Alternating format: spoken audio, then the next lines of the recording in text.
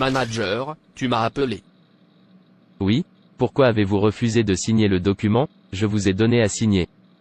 Mais monsieur, tout dans ce document est faux, je ne peux pas le signer, c'est contre ma conscience.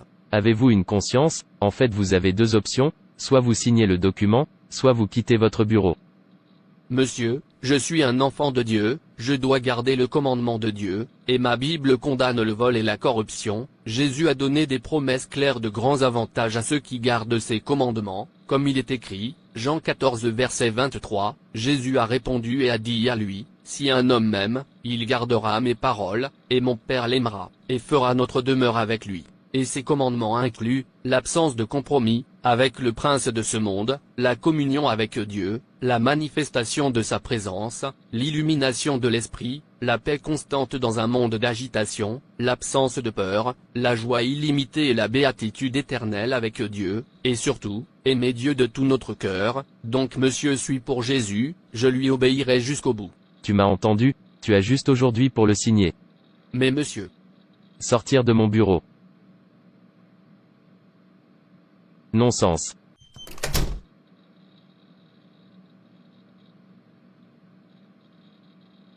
Merci Jésus. Ô Dieu, que dois-je faire? Pourquoi cette tentation? Tu sais que j'ai souffert pour obtenir ce travail, et je ne peux pas me permettre de le perdre. Sauve-moi, souviens-toi que je suis ton serviteur, ne me donne pas de tentation plus grande que moi s'il te plaît Dieu. Peter, que fais-tu ici? Il est tard, tu ne rentres pas à la maison. Quel est le problème? Pourquoi es-tu comme ça? Mon manager essaie de me faire pécher contre Dieu, il me demande de signer un faux document. N'est-ce pas une tentation? Est que tout? Si vous êtes un enfant de Dieu, pourquoi craignez-vous la tentation et la persécution? S'ils ont tenté et persécuté notre Seigneur Jésus, qui est sans péché, qui êtes-vous pour ne pas être tenté? Vous voyez, si vous êtes un vrai enfant de Dieu, et d'année en année, de mois en mois, de semaine en semaine, de jour en jour, vous ne faites face à aucune tentation, cela signifie que vous n'êtes pas un véritable chrétien. La tentation est ce qui fait de vous un vrai chrétien, est ce qui vous fait savoir que votre nom est écrit dans le livre de vie. Lorsque vous subissez la tentation et la persécution, cela signifie que vous savez ce que vous faites. La tentation et la persécution sont ce qui vous donne une récompense sur cette terre et après cette terre. Tu ne comprendras pas.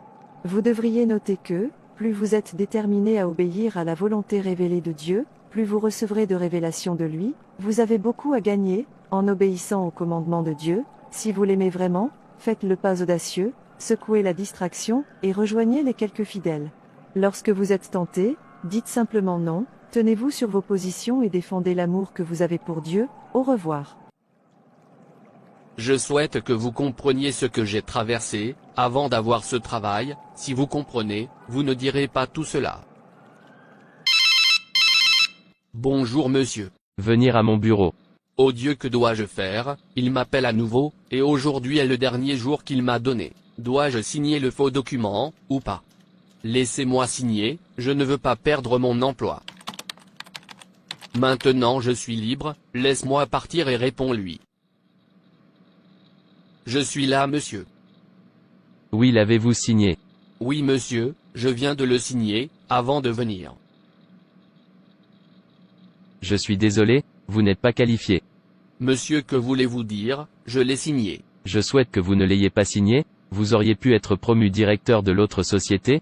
Le propriétaire m'a demandé de rechercher un véritable chrétien, une personne qui craint Dieu, qui ne peut pas faire de compromis quoi qu'il arrive. Alors je t'ai envoyé un texto parce que je pensais que tu étais un vrai chrétien, mais je me trompe.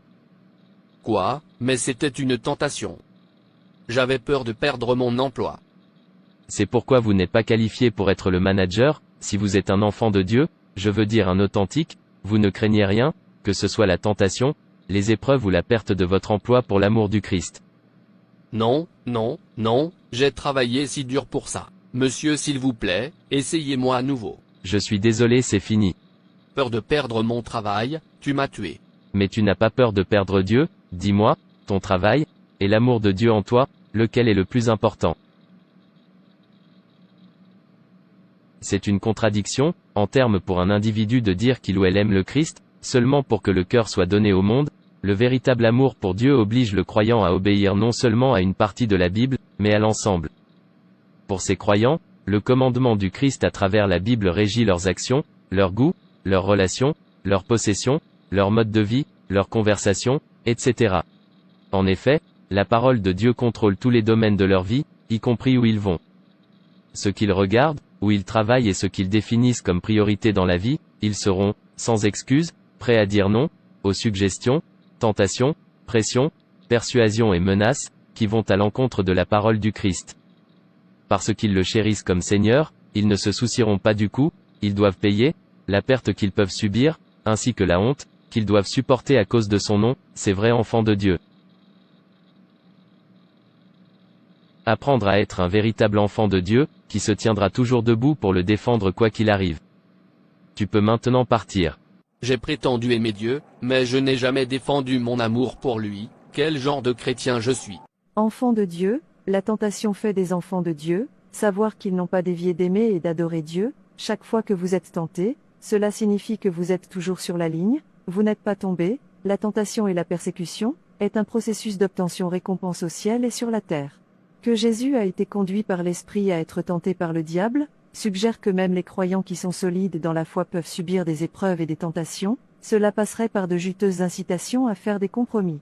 À la poursuite de notre pain quotidien.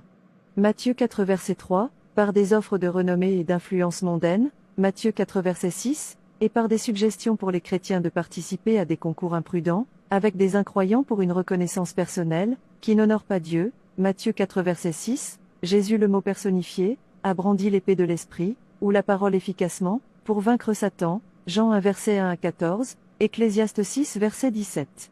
La tentation et la persécution lorsqu'elles sont vaincues, c'est comme installer des trésors dans le ciel, plus vous surmontez la tentation et la persécution, plus vous obtiendrez de récompenses au ciel. La tentation et la persécution sont comme un billet pour le ciel, lorsqu'elles sont vaincues, puisque les croyants s'engagent dans une perpétuelle guerre spirituelle avec le diable, nous devons nous armer de la parole de Dieu, pour toujours vaincre, nous devons permettre à l'Esprit Saint d'enseigner et de nous guider dans l'application appropriée de la parole pour pouvoir dire, il est écrit plus fort que Satan.